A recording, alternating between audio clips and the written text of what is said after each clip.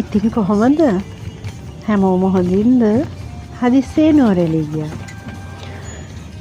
Bus එකේ ගියේ මගදී නතර වෙන්න නම් හම්බුනේ නැහැ. ඒ වුණාට ලස්සන දේවල් ටිකක් දැක්කා. ඒක ඉතින් ඔයාලට පෙන්වන්න හිතුණා. මට පුළුවන් විදිහට කැමරා කරගත්තා. ඉතින් බලන්න. එන්න ලස්සන නුවරඑළිය. චුට්ටක් වුණත් විනාඩියක් වුණත් සතුටින් බලලා විඳින්න.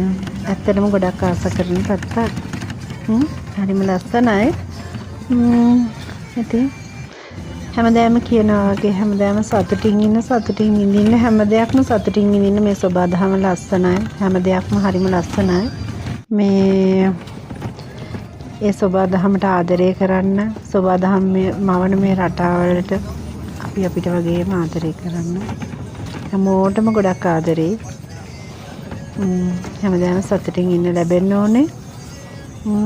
ඒ වගේම ජීවිතේ ගොඩක් දේවල් හිතන්න නැතුව ලැබෙන හැම චූටි දෙයක්ම නිදහසේ විඳින්න. නිදහස භුක්ති විඳින්න උපරිම විදිහට උපරිම වෙලාවට ලැබෙන හැම මොහොතකම හැමෝත් එක්කම.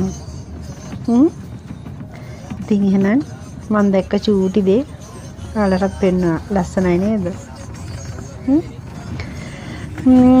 ඉතින් එහෙනම් ආයෙත් දෙයක් හම්බුනොත් එන්න. ඔයාලා හැමෝටම ගොඩක් ආදරේ. හැමෝටම සතුටින් ඉන්න ලැබෙන්න ඕනේ. ගිහින් ඉන්න.